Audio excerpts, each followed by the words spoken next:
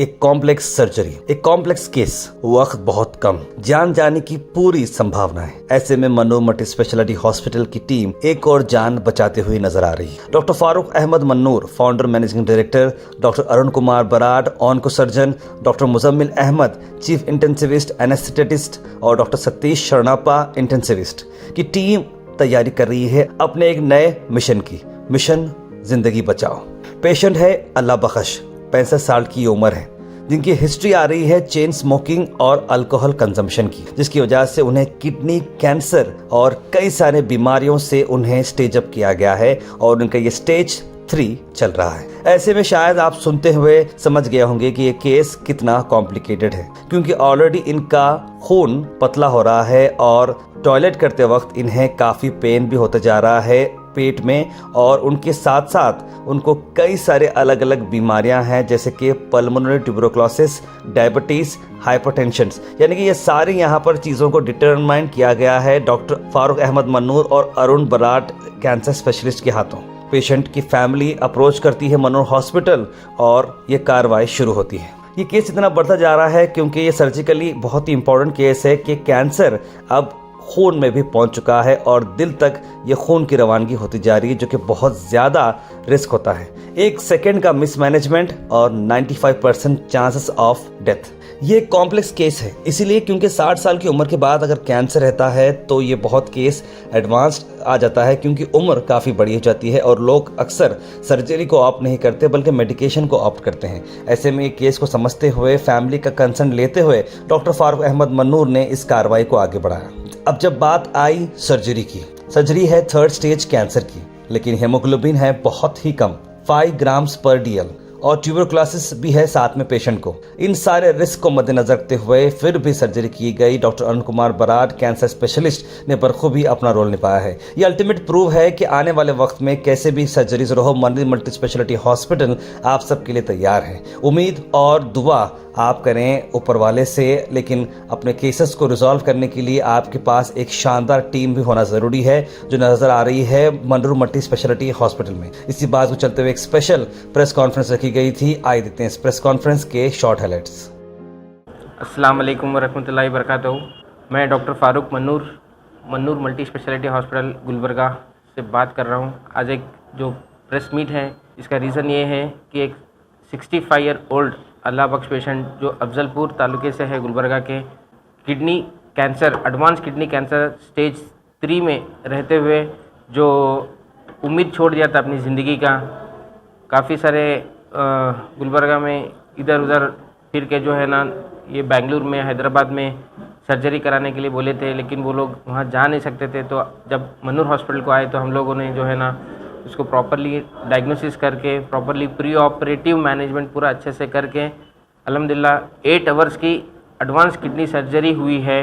And वो 8 hours के बाद विदिन 4 डेज़, मानिए सिर्फ 100 आवर्स में पेशेंट को डिस्चार्ज करने के लायक हम लोगों ने कर दिया है। अल्हम्दुलिल्लाह पेशेंट जो है ना आज डिस्चार्ज के लायक है एंड पेशेंट चल रहा है एंड बहुत ही जो है ना सेफली जो है ना सर्जरी हुआ है।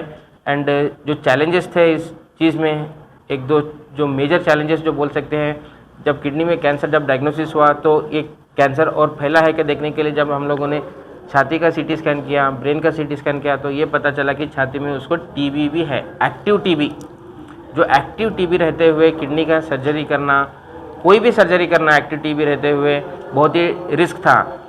एंड ये जो सर्जरी करते वक्त जो है ना, कभी भी पेशेंट को जो है ना एक हार्ट अटैक होने का चांसेस इसमें ज़्यादा था। इसलिए ज़्यादा था क्योंकि पेशेंट को जो है ना इंफीरियर वेने के बाद में जो हार्ट को जो है ये एक वेसल जाता है, वहाँ पे भी जो है ना ब्लड क्लॉट्स थे, जिसको थ्रोम्बो एम्बोलिज्म होने के चांसेस ज़्यादा था। तो वो भी अल्हम्दुलिल्लाह वो भी एक डिफ़िकल्टी से बाहर आ गया। एंड इतना लॉन्ग सर्जरी में पेशेंट का आउटकम कम रहता है, क्योंकि एक पेशेंट क्रोनिक अल्कोहलिक है, क्रोनिक स्मोकर है, तो पेशेंट का इम्यूनिटी कम रहता है। हर चीज़ रहने के बावजूद भी जो है ना विदिन 100 आवर्स पेशेंट जो है ना एक मेजर सर्जरी से बाहर आकर आज डिस्चार्ज के लायक है। तो अल्हम्दुलिल्लाह जो है ना अल्लाह का शुक्र अदा करते हैं। एंड हमारे डॉक्टर्स की टीम जो हम लोग बनाए थे, डॉक्टर अरुण बराड़ सर जो ऑन्को सर्जन हैं, doctor Muzammil sir chief intensivist and anaesthetist हैं, डॉक्टर राज अहमद मुल्ला सर यूरोलॉजिस्ट हैं, डॉक्टर श्रीकांत सर जो फिजिशियन हैं, एक पूरा हमारे टीम डॉक्टर्स का टीम बना के हम लोगों ने जो है ना एक सक्सेसफुल सर्जरी किया है अल्हम्दुलिल्लाह। ये मैं बहुत ही जो है ना इसको ये हमारी टीम को जो है ना अप्रिशिएट करना चाहता हूँ एंड पेशेंट के एंड उनके अटेंडर्स को भी मैं शुक्रिया अदा करना चाहता हूँ जो आप मनूर हॉस्पिटल पे भरोसा किए एंड हम लोगों पे जो है ना अपने पेशेंट का जो है ना जान को जो है ना हमारे हाथों में दिए अल्हम्दुलिल्लाह। उसको हम सक्सेसफुल करके आज हम जो है ना पेशेंट को डिस्चार्ज कर रहे हैं, तो मैं बहुत ही शुक्र अदा करता हूँ। एंड कंप्लीट डिटेल्स पेशेंट के जो है ना सर्जरी किस तरीके से हुआ, क्या कॉम्प्लिकेशन थे, डॉक्टर अरुण बरा सर बताएंगे and anaesthesia related complications and patient को आईसीयू में क्या कॉम्प्लिकेशन थे एंड किस तरीके से इतने दिन में मैनेज करके इतना फास्ट रिकवरी हो रहा है कि किडनी कैंसर पूरा किडनी को निकाले हैं। इवन जो हार्ट से जो वेसल आता है उसको ब्लॉक करके वो अंदर से पूरे ब्लड क्लॉट निकाले हैं। इतना होने के बाद सोचते हैं कि 10 दिन होगा पेशेंट हॉस्पिटल में, 15 दिन होगा, लेकिन 4 दिन 5 दिन में पेशेंट डिस्चार्ज हो रहा है, तो ये मैं समझता हूँ अल्हम्दुलिल्लाह मिरेकल से कम नहीं है। वही बेंगलुरु जाना पड़ सकता था, हैदराबाद जाना पड़ सकता था, शोलापुर भी आजकल लोग सोचते थे, आजकल तो नहीं जा रहे हैं, फिर भी हैदराबाद आजकल ज़्यादा जा रहे हैं, तो वहाँ पे ऐसे सर्जरीज होते हैं, वो छोड़ के यहाँ पे हुआ है तो अल्हम्दुलिल्लाह बहुत बड़ी बात है बोल के मैं बोल सकता हूँ। तो आइडेंटिफाई कैसा करें मतलब ये स्कैनिंग के जरिए एंड पेशेंट के सिम्टम्स थे जो पेशाब में खून जा रहा था कंटिन्यूसली। अब कैसा है कि यूरिनरी ट्रैक्ट इन्फेक्शन हुआ तो भी थोड़ा थोड़ा खून जाता है, खतरा या फिर और कुछ डिसीज रहे तो थोड़ा थोड़ा जाता है, लेकिन किडनी कैंसर में फ्रैंक ब्लड जाता है। जैसा पानी आप ग्लास में से पानी डाल रहे हैं वैसे ही समझो खून डाल रहे हैं, उसको फ्रैंक ब्लड कहते हैं। वो कंप्लीट डिटेल्स आपको सर बताएंगे अभी इंशाल्लाह। सभी को नमस्कार। मेरा नाम डॉक्टर अरुण कुमार बाराड़ है। मैं एक मनोर मल्टी स्पेशलिटी हॉस्पिटल में कैंसर सर्जन हूँ। तो ये पहले एक 65 साल का एक आदमी जिनको एक महीने से ऊपर पेट दर्द हो रहा था, उसके साथ साथ पेशाब में खून निकलता था। पेशाब में कभी कभी क्या होता है, जैसे सर बोल रहे थे इन्फेक्शन हुआ तो थोड़ा थोड़ा खून निकलता, इनको फ्रैंक ब्लड मतलब तो डायरेक्ट खून ही निकलता था। तो ऐसे पेशेंट को एक महीने से ये सब तकलीफ़ हो रहा था। तो इधर लोकल में वो और बड़े बड़े हॉस्पिटल में दूसरे जगह पे उनका इन्वेस्टिगेशन सब हुआ था। वो सब होने के बाद उनको एक ही आंसर मिला था कि ये गुलबर्गा में नहीं होता, आप जाओ हैदराबाद जाओ, नहीं तो बेंगलुरु जाओ, उधर ऑपरेशन हो सकता है। तो ये पर्टिकुलर पेशेंट जो है हर जगह घूम के फाइनली मनोर मल्टी स्पेशलिटी आने के बाद हमने उनका डिटेल में जांच किया, पूरा इन्वेस्टिगेशन कंप्लीट किया। तो इसमें क्या थे, ये बहुत एक मेजर सर्जरी था, किडनी का कैंसर का था। उसमें पेशेंट को 3rd स्टेज में डिसीज़ था। 3rd स्टेज में डिसीज़ क्या होता है, ये किडनी से जो है कैंसर निकल के खून के जो नस रहते हैं उसके साथ साथ हार्ट को जाने वाली एक बड़ी नस रहती है, इन्फीरियर वेना केवा बोलते हैं, वो बड़ी नस के अंदर ट्यूमर एंटर हो चुका था। तो ये एक बहुत बड़ा चैलेंजिंग केस था, गुलबर्गा में फर्स्ट टाइम हुआ है, बहुत मेजर केस था और बहुत सक्सेसफुली हुआ है। तो ये पर्टिकुलर केस में हमको जो है 3 चैलेंजेस थे। पेशेंट को जब हम इन्वेस्टिगेशन करें तो उनका खून जो है 4 था। तो 4 जो है 4 जब खून रहता है, हीमोग्लोबिन रहता है, पेशेंट वैसे टाइम पर ज़िंदा रहना भी बहुत मुश्किल हो जाता है। तो उनको इमीडिएटली जो भी है रिसस्टेशन हमारे एनेस्थीसिया टीम अच्छा करके 3 बॉटल खून वगैरह चढ़ा के वो स्टेबलाइज़ कर लिए। दूसरा चैलेंज क्या था, उनको इधर आने के बाद इन्वेस्टिगेशन करने के बाद टीबी का डिटेक्शन हुआ। तो पहले उनको टीबी था बोल के पेशेंट को भी नहीं पता था, इधर आने के बाद पता चला कि पेशेंट को ट्यूबरकुलोसिस, क्षय रोग जो बोलते हैं वो बीमारी था। और उसके साथ तीसरा सबसे बड़ा चैलेंज जो है, इसमें कैंसर जो है खून ट्यूमर हार्ट को जाने वाली एक बड़ी नस के अंदर घुस गया था। ये सब 3 चैलेंजिंग के साथ ये बहुत ही क्रिटिकल ऑपरेशन और बहुत मेजर ऑपरेशन होने वाला था। तो सभी हमारे एनेस्थीसिया टीम और सर्जरी टीम ने हमने एक टीम बना के सर्जिकल प्लानिंग सब बनाने के बाद तकरीबन 8 घंटे का सर्जरी हुआ। 8 घंटे का सर्जरी होने के बाद किडनी के कैंसर के साथ साथ जो हार्ट को जाने वाली बड़ी नस रही थी उसके अंदर जो ट्यूमर घुसा था वो भी कम्प्लीटली क्लियर करे और पेशेंट लेस देन 100 आवर्स बोले तो 4 दिन के अंदर पूरा रिकवरी होके वॉकिंग कंडीशन में आज डिस्चार्ज होने के लिए तैयार है। ये मेरे ख्याल से कल्याण कर्नाटका रीजन में बहुत बड़ी एक सक्सेस है। और ऐसा जो बड़ा ऑपरेशन जो इतना क्रिटिकली जो हैंडल हुआ है, it is all proud moment for all of us doctors at Manor multi speciality hospital. So ये this is a very challenging और क्रिटिकल सर्जरी और बहुत अच्छा पेशेंट मैनेज हो गया and today is patient going to get discharged. ऐसे patient में क्या रहता है, जो खून के नस के अंदर जो ट्यूमर घुस जाता है, ऐसे पेशेंट को एक मैकेनिज़्म होता है थ्रोम्बो एम्बोलिज्म बोलते हैं, जहाँ पे इसमें पेशेंट को सडन हार्ट अटैक होने के चांसेस रहते हैं और सडन डेथ होने के चांसेस भी रहते हैं। ये ऑपरेशन के दौरान भी रहते हैं, ऑपरेशन के बाद 2 दिन तक बहुत क्रिटिकल कंडीशन में भी रहते हैं। अब ये स्मोकर है, अल्कोहलिक है, ऐसे पेशेंट जो है ऑलरेडी डैमेज हो चुका रहता है। अभी ये पर्टिकुलर पेशेंट 15 साल से अल्कोहलिक है, 15 साल से सिगरेट स्मोकिंग पे है। अभी सडनली ऐसे स्टॉप करे तो ऑलरेडी कैंसर बॉडी में बढ़ गया है। अगर इस पर्टिकुलर पेशेंट में क्या है, हम सर्जरी करके सक्सेसफुली उसको बाहर निकालें तो आगे अगर पेशेंट पीना, अल्कोहल और स्मोकिंग बंद करेगा तो पेशेंट के लिए बहुत अच्छा है। आमतौर पे क्या रहता है, पेशेंट्स को हल्का सा पेन एब्डोमेन रहता है जो ऊपर आते रहते हैं। बहुत सारे पेशेंट क्या करते हैं, गैस्ट्राइटिस हो सकता है बोल के एसिडिटी के टैबलेट्स खाते जाते रहते हैं। ये हल्का सा पेन अगर 1 महीने से ऊपर है तो इमीडिएटली नज़दीक के डॉक्टर के पास जाके चेकअप कराना बहुत इम्पॉर्टेंट रहता है, क्योंकि ये हल्का सा पेन एब्डोमेन 1 महीने से ऊपर नहीं रहना चाहिए। एसिडिटी है तो भी ऐसा पेन नहीं रहता है। अब ये पेशेंट को भी ऐसा ही हल्का सा पेन था, उसके साथ साथ पेशाब में खून जा रहा था। तो ये पेशाब में जब फ्रैंक ब्लड जाता है, खून जाता है, ये वार्निंग साइन बोलते हैं इसको। तो कुछ ना कुछ है ऐसा समझ के पेशेंट इमीडिएटली डॉक्टर के पास जाने के बाद ये पूरा डायग्नोसिस हो गया। स्टेज 3 में डायग्नोसिस हुआ था इसका। किडनी स्टोन से जा सकता है। इसमें कैंसर जब रहता है खून बहुत ज़्यादा जाता है, 100 ml 150 ml ऐसे जा सकता है। किडनी स्टोन में क्या है, थोड़ा खून पेशाब के साथ मिक्स होके आता है इसको, इसमें सिर्फ खून ही रहता है। यस, जैसे पेशाब में खून मिक्स होना अलग है, पूरा खून जाना अलग है। समझे ना? ये डिफरेंस है कैंसर के पेशेंट में एंड किडनी के। यूरेथ्रा में और यूटेरस में एब्डोमिनल पेन वहाँ भी पेन होता है क्या? हाँ, वो जगह पे भी नीचे के हिस्से में भी पेन रहता है, ऊपर के हिस्से में भी पेन रहता है। और ये पेन जो है आना जाना ऐसे 1 महीने 2 महीने से फ्लक्चुएशन में रहता है। मेरा नाम डॉक्टर मुजम्मिल अहमद सिद्दीकी है। मैं एनेस्थीसियोलॉजिस्ट और इंटेंसिविस्ट हूँ। मन्नूर में आईसीयू और ओटी का लीड यानी कि चीफ हूँ मैं फ़िलहाल, एज पोजीशन है। ये पेशेंट जो आपके सामने हैं, इनके इसमें मल्टीपल प्रॉब्लम्स थे। जैसा कि आपको पता देखे कि किडनी का ट्यूमर भी लेवल 3 था। लेवल 3 का मतलब ये है कि कैंसर खून की नस में फैलना शुरू हो गया था। खून किडनी की जो खून की नस से फैलते फैलते इंफीरियर वेना का जो खून की मोटी नस जो दिल से नीचे के बॉडी के हिस्से तक, जो बॉडी को हार्ट तक जो खून लाती है, वहाँ तक फैल गया था। इसके साथ साथ एड्रिनल ग्लैंड बोलकर रहता है, जहाँ से हमारे स्टेरॉइड्स, हार्मोन्स, मल्टीपल चीज़ें सेक्रेट होती हैं, उसकी भी खून की नस में घुस चुका था। तो ये ऑपरेशन इटसेल्फ वाज चैलेंजिंग। इसके अलावा प्रॉब्लम ये था, पेशेंट जब आया हमारे पास, हम जब उसको स्कैनिंग करा कर देखे तो हमें पता चला कि उसको ट्यूबरक्लोसिस भी है, जिसका आइडिया पेशेंट को या उनके घर वालों को नहीं था, जिसका ट्रीटमेंट भी स्टार्ट नहीं हुआ था। कैंसर की तरफ से हो या टीबी की तरफ से हो या फिर अल्कोहल की तरफ से हो, पेशेंट की क़ुव्वत जो इम्यूनिटी कम थी और जो भूख लगने का एहसास कम होने की वजह से उनका, और खून बहने की वजह से किडनी के कैंसर की तरफ से उनका हीमोग्लोबिन बहुत कम था, 4 और 5 के दरमियान था। तो हमारे को ऑपरेशन के लिए फिट करना है कोई भी पेशेंट को, तो मेजर सर्जरी है तो हीमोग्लोबिन एटलीस्ट टारगेट हमारा 10 तक रहता है, क्योंकि अंदर ऑपरेशन के टाइम भी ब्लीडिंग होने का चांस रहता है। जैसे कि मैं बताया, खून की बड़ी नस है, उसके पास ऑपरेशन आ रहा है, उसमें से ट्यूमर निकाल रहे हैं।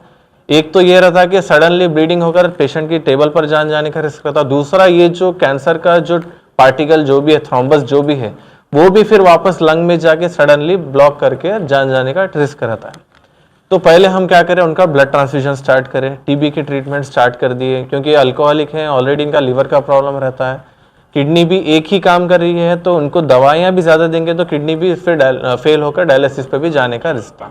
तो मल्टीपल इश्यूज थे इनके, और अल्हम्दुलिल्लाह 2 दिन में यानी कि 48 आवर्स में 3 ब्लड ट्रांसफ्यूजन्स हुए। ऑपरेशन के दौरान भी एक ब्लड ट्रांसफ्यूजन हुआ। लगभग 8 घंटे तक ऑपरेशन चला। पहले हम क्या करें, हाफ बॉडी एनेस्थीसिया से शुरू किया, क्योंकि हमारे को एनेस्थीसिया कैसा है कि एरोप्लेन चलाने जैसा है, टेक ऑफ करने से, ऊपर उड़ाने से बात नहीं, नीचे भी लैंडिंग भी हमारे को ज़रूरी है। हम पेशेंट को वेंटिलेटर पे लेते हैं तो पेशेंट को वेंटिलेटर से निकालने का भी प्लान हमारे पास रहना बहुत ज़रूरी रहता, वो जो कि बहुत चैलेंजिंग था, क्योंकि इनको लंग में इन्फेक्शन था, वो भी ट्यूबरक्लोसिस का। तो ऐसे लोगों में क्या होता है, जब हम एनेस्थीसिया के लिए ट्यूब डालते हैं तो छाती में जैसा अस्थमा अटैक आता है वैसा अटैक आकर फिर ड्यूरिंग ऑपरेशन भी प्रॉब्लम या फिर ऑपरेशन के बाद भी प्रॉब्लम आने का चांस रहता है। तो ये ऑपरेशन तो अनइवेंटफुल रहा, बहुत बेहतरीन सर्जरी की है सर ने, उनके तरफ से भी हमारे को ज़्यादा प्रॉब्लम नहीं हुआ है, हमारे को बहुत सपोर्ट किए हैं। ऐसा रहता है कि सर्जन अगर कंसिडर करे कि एनेस्थीसिया के क्या चैलेंजेस हैं और एनेस्थीसिया दे रहे हैं या कुछ भी कर रहे हैं, तो ऑपरेशन पेशेंट की भलाई के लिए करें। जिस सर्जन को पता रहता है उनको समझ में आता है कि ये क्या चीज़ है। तो अल्हम्दुलिल्लाह हमारे को सपोर्ट अरुण बराड़ सर का बहुत रहा है। इस केस में ऑपरेशन बहुत अच्छा हुआ है और एनेस्थीसिया भी अनइवेंटफुल रहा। ऑपरेशन हुआ क्योंकि 7 से 8 घंटे हुआ, रात के 12-1 बजे तक ऑपरेशन चला था। सुबह में अगले दिन हम आहिस्ता आहिस्ता वेंटिलेटर से कम करके पेशेंट को वेंटिलेटर से हम बाहर निकाल दिए।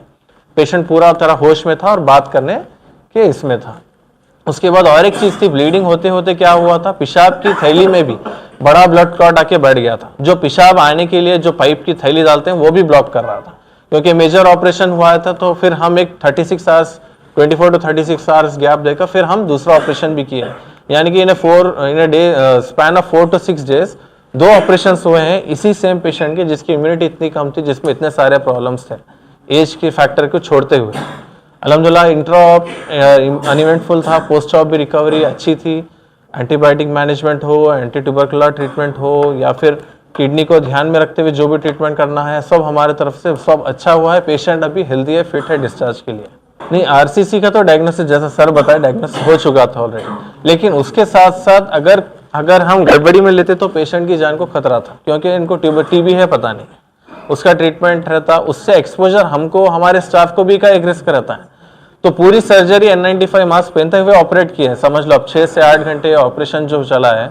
All the staff, all the surgeons, anaesthesia staff were wearing N95 mask during the same time. बिल्कुल हाई रिस्क है क्योंकि खून की नस में इन्वॉल्वमेंट हुआ। देखो हर केस जो भी हाई रिस्क है वो हाई रिस्क क्यों है, पर हमें पहले ये देखना है कि वो हाई रिस्क क्यों है। तो ये पेशेंट में एक तो खून कम है, दूसरा चेस्ट में इन्फेक्शन है, टीबी है, तीसरा लीवर और पीपी का लीवर का भी डैमेज है, तीसरा एक ही किडनी है, चौथा ऑपरेशन बहुत मेजर है और हाई रिस्क है। क्यों? क्योंकि ये खून की बड़ी नस के अतराफ होने वाला है।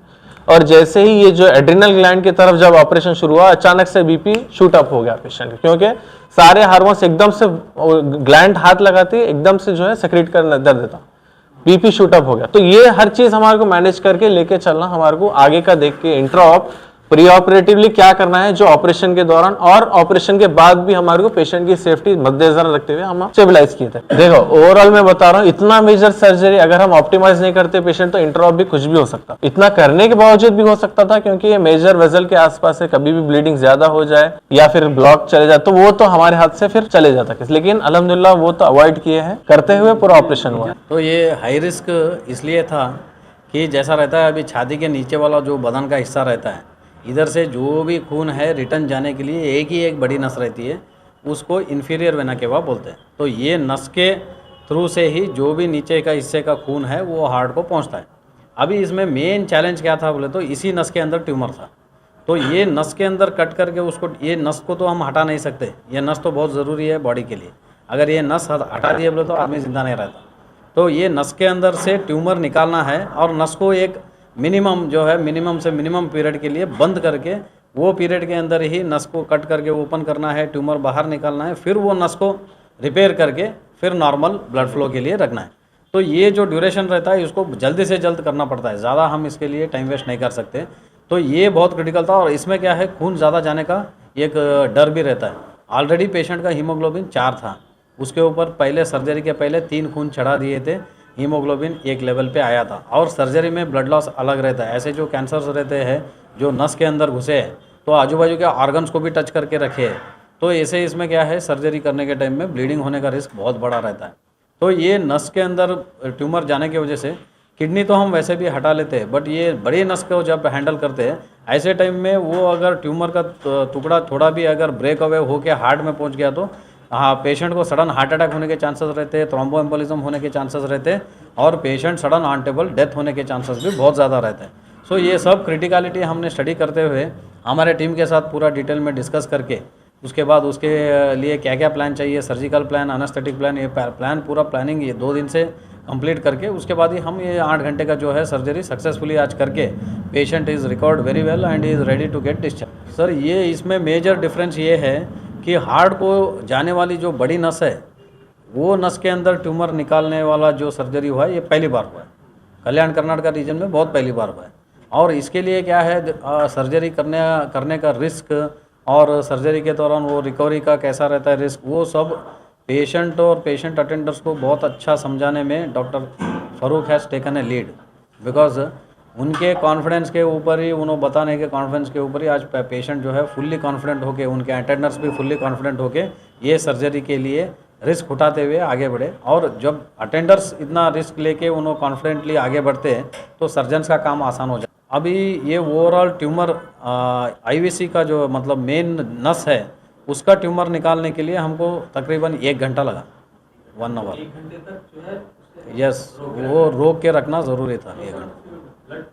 ब्लड सर्कुलेशन नहीं, इसमें क्या होता है 1 घंटा हमारा ओवरऑल ड्यूरेशन रहता है, तो हम एक 10-15 मिनट वर्क करने के बाद फिर ब्लड सर्कुलेशन के लिए थोड़ा टाइम दे देते हैं, रिलीज़ करते हैं, जो हम ब्लॉक करते हैं उसको रिलीज़ करते हैं, फिर उसके बाद फिर से और एक 10-15 मिनट के लिए वर्क करते हैं। ऐसे बीच बीच में 1-2 बार हमको रिलीज़ करके अल्टरनेटिव कोलेटरल्स इमीडिएटली डेवलप नहीं होते। पेशेंट को थे कोलेटरल्स थे, बट क्या है वो इमीडिएटली डेवलप नहीं होते, वो लॉन्ग स्टैंडिंग है तो डेवलप होते हैं। इस पर्टिकुलर पेशेंट में क्या है, टाइम लेके 1-2 बार ब्लड रिलीज़ करके फिर आगे बढ़ना पड़ा। मेन इसमें तकलीफ क्या बोले तो जब किडनी कैंसर है ना पेशेंट को, अब ये कैंसर कहीं छाती में फैला है क्या, ब्रेन में फैला है क्या, पहले तो फिर ऑपरेशन करने की ज़रूरत ही नहीं पड़ती थी। तो जब हम ये करने के लिए हम जब छाती का स्कैनिंग किए, HRCT किए, जब CT ब्रेन किए, तो ये पता चला कि पेशेंट को TB भी है, वो भी TB एक्टिव TB माने कि फैल सकता है उससे दूसरे को। तो एक्टिव TB रहते हुए 8 घंटे का सर्जरी करना ये बहुत ही डिफिकल्ट, ये है मेन हाई रिस्क मेन। इसके अलावा टीबी का क्या कंडीशन है सर? वो 6 महीने ट्रीटमेंट चलेगा अभी, उससे अलग से? हाँ वो अलग, वो चलते रहेगा ट्रीटमेंट, वो टैबलेट लेते रहेंगे। हाँ। नहीं हम डिटेक्ट किए हम, वो भी हमको TB no 1 day same admission के जिस दिन एडमिशन हुए उस दिन हम लोग स्कैनिंग किए, वो पता चला। लेकिन हम लोग एक्टिव TB रहते हुए 15 दिन 20 दिन के बाद में सर्जरी नहीं किए, वो छोड़े तो फिर ये यहाँ कभी भी पेशेंट 1 दिन 2 दिन 3 दिन में भी पेशेंट का डेथ हो सकता था, क्योंकि ब्लड वहाँ से निकल के जा सकता था। तो हम लोग उतना चैलेंजिंग था, ये कैंसर चैलेंजिंग कैंसर था, वो भी इमरजेंसी है, ये भी इमरजेंसी है। हम लोग इतना रिस्क लेके भी हम लोग सर्जरी किया। मतलब वही, और उन्होंने पूरा 6 महीने का कोर्स करना है। अभी वो 6 महीने का कोर्स करेंगे वो, बट TB से पेशेंट का जान जाने का चांसेस नहीं रहता है, बट ट्यूमर से पेशेंट 2 या 3 महीने के अंदर मरने के चांसेस बहुत ज़्यादा हैं। तो इसलिए वो रहते हुए भी ये किए सर्जरी, ये है बोलना मकसद ये है। देखिए अगर यही पेशेंट अगर मेट्रो सिटीज़ में जाता है तो वहाँ पे भी ट्रीटमेंट होता है, वहाँ पे यहाँ पे भी होता है। ये डिफरेंस यही बताना था कि हम लोग भी यहाँ पे किए हैं, एंड शायद ही वहाँ से फास्ट ट्रीटमेंट हुआ है, फास्ट डिस्चार्ज भी हो रहा है। विदिन 4 आवर्स ऑपरेशन के बाद 4 डेज में विदिन 100 आवर्स पेशेंट डिस्चार्ज हो रहा है, तो ये बहुत ही बड़ी बात है अल्हम्दुलिल्लाह। एंड कॉस्ट फैक्टर का बोल सकते हैं कि वहाँ पे 10-15 लाख रुपए तक खर्चा हो सकता है हैदराबाद में, यहाँ पे सिर्फ 1.5 लाख, अभी तक तो सिर्फ 1.5 लाख खर्चा हुआ है, 2 लाख तक जा सकता है। इतना मेजर सर्जरी 8 आवर्स का विदिन 2 लाख बोले तो दैट इज़ वेरी अफोर्डेबल। हाँ 2 सर्जरीज उसके साथ में। देखिए हम लोग हर महीना एक फेसबुक लाइव प्रोग्राम करते हैं कैंसर, इससे पहले ब्रेस्ट कैंसर का किए हैं, उससे पहले सर्विक्स कैंसर का किए हैं। तो अवेयरनेस के लिए भी हम लोग कंटिन्यूसली प्रोग्राम्स कर रहे हैं, जो कि लोग भी जो है ना उसका फ़ायदा उठा रहे हैं, एंड काफ़ी कॉल्स भी आते हैं, एंड उसके फेसबुक लाइव के नेक्स्ट 2-3 दिन के बाद पेशेंट भी आके जा रहे हैं। तो हम लोग अवेयरनेस क्रिएट करने की कोशिश कर रहे हैं अल्हम्दुलिल्लाह। एंड ये किडनी पेशेंट जो कैंसर हुआ है, दिस इज मेन, इसका reason alcohol and cigarette smoking बोल के हम बोल सकते हैं ये पेशेंट में। हाँ सर, ये 40 ईयर्स तक लोग अल्कोहल वगैरह सिगरेट स्मोकिंग करें, उनको क्या मैसेज देना चाहिए? देखिए आपको जैसा कि मैं अभी बॉम्बे की ट्रेन में बैठा हूँ, तो मैं कहाँ जाऊँगा? बॉम्बे ही जाऊँगा। मैं अगर स्मोकिंग सिगरेट कर रहा हूँ तो मुझे आगे कैंसर होना ही है, तो ये सबको मालूम है, ये किसी से छुपा नहीं है। चाहे लंग कैंसर हो, चाहे किडनी कैंसर हो, चाहे कोलोन कैंसर हो, अब ओरल कैंसर ज़्यादा हो रहा है बिकॉज ऑफ टोबैको चिविंग। तो इसको बिल्कुल इसको बंद करना ज़रूरी है, एंड कम से कम जो है ना इसको जो अवॉइड करना है। मेन चीज़ जो है एडवर्टाइजमेंट जो करते हैं गुटखा का, ये जो सेलिब्रिटीज़, हाँ वो पहले रोकना चाहिए। वो रोकेंगे तो फिर डेफिनेटली जो है ना लोग भी जो फॉलो करते हैं, डेफिनेटली एक डॉक्टर को तो कोई फॉलो नहीं करेगा, हमारे को देख के तो कोई मैं बोल रहा हूँ तो मेरी शायद ही इसमें 1 लोग सुनेंगे, लेकिन यही सलमान खान एंड शाहरुख खान या फिर कोई अक्षय कुमार बोलेंगे तो उनका देख के स्टार्ट करते हैं। तो एडवर्टाइजमेंट जो टोबैको एडवर्टाइजमेंट है, जो अल्कोहल एडवर्टाइजमेंट्स है, जो सेलिब्रिटीज़ जो बड़े बड़े क्रिकेटर्स करते हैं, जो ये करते हैं, ये लोगों को बंद करना चाहिए। तो फिर डेफिनेटली थोड़ा बहुत शायद असर होगा। हार्ट अटैक हुए हैं जो बचे हैं, देखे होंगे आप, बहुत कम होंगे जो हार्ट अटैक के इमीडिएटली मरे होंगे। स्ट्रोक के पेशेंट हैं जो बचे हैं, समझ रहे हैं, मेजर जो भी आप बीमारी बोलेंगे ये पेशेंट बचते हैं, लेकिन ये पी कर जिनका लीवर खराब होता है ये पेशेंट नहीं बचते, इनकी ज़िंदगी बहुत ख़राब है। खून के उल्टियाँ होना, हर जगह पानी भरना, किडनी खराब होना, लीवर के साथ साथ किडनी और लंग्स ख़त्म होकर पेशेंट की जान चली जाती। हार्ट का पेशेंट भी बचा सकते एक बार, लेकिन लीवर फेलियर का पेशेंट नहीं बचा सकते। और इसका ट्रीटमेंट क्या रहता? लीवर ट्रांसप्लांट रहता। और जो अल्कोहलिक है उसको ना रजिस्टर में नाम ही नहीं लिखते, they are not qualified to take a get a liver transplant surgery also, क्योंकि उनको मालूम है आज करेंगे सर्जरी फिर कल से पीना शुरू करता है, किसी और इंसान की जान बचा सकते हैं, इसलिए आपको प्रेफरेंस नहीं देती। आप अपनी जान अपना पैसा दे के अपनी जान खराब कर रहे हैं। लाइफ इज प्रीशियस, एक ही चांस मिलने वाला है, वीडियो गेम नहीं है 3 चांस मिलने के लिए। अपनी ये ज़िंदगी अपने हाथ में है, अपनी समझदारी से चलना। मैं अशफाक, इधर हमारा अफजलपुर तालुक गाँव जोर के और हम रहने के लिए हम MS की मिल में रहते हैं, शायद नारायण पास है। अब्बा उनको लगभग कब से थी बीमारी, कब से थी पता नहीं, तो हमारे को पता चला एक तारीख से, तो अफजलपुर गवर्नमेंट हॉस्पिटल में बताया वो लोग, तो पता नहीं उधर से पेशाब बंद हो गया था एकदम पूरा, हो रहा था नहीं सुबह 6 बजे से। तो बाद में गवर्नमेंट हॉस्पिटल गए, वो पेशाब की थैली में पाइप वगैरह लगाए, उधर से ब्लड निकल रहा था पूरा, पेशाब तो निकल रहा नहीं, पूरा ब्लड निकल रहा था। हम लोग थे गुलबर्गे में, गुलबर्गे से पूरा उधर से लेके आके उधर रागिन कॉलोनी में एक हॉस्पिटल था, उधर बताए, उधर वो लगभग 2 दिन गया, स्कैनिंग करे, उधर करे, तो उधर पता चला कि किडनी कैंसर है, उधर ब्लड आ रहा, किडनी कैंसर है, तो पता चला। बाद में वो किडनी पता चलने के बाद वो लोग बोले इधर ट्रीटमेंट नहीं होता, इधर कम होता भी नहीं, ट्रीटमेंट होता भी नहीं, तुम कहाँ ले गए थे, लेके जाओ, अभी क्या करना, आप डॉक्टर ऐसा बोले तो हम क्या नहीं कर सकते। बाद में क्या करें, किदोई में लेके गए, किदोई में लगभग उधर 4-5 घंटे वेट किया, सब बताए, तो वो भी लोग हम बोले नहीं होता, इधर इलाज नहीं होता, ऑलरेडी कैंसर स्टेज जाके 4 स्टेज पे लगाए, इलाज नहीं होता, तुम बेंगलुरु पे जाओ। अब बेंगलुरु में जाने को उधर किदोई का हॉस्पिटल ऑनलाइन में लेके गए, तो नहीं तुम्हारा उधर ही बताओ, तो बाद में हम घर को लेके आए। ऐसा देखा कि बाद में इनका फाइल वगैरह लेके सब तरफ घूमे, पूरे गुलबर्गे में जितने भी हॉस्पिटल है ना सभी तरफ फाइल लेके घूमे करे।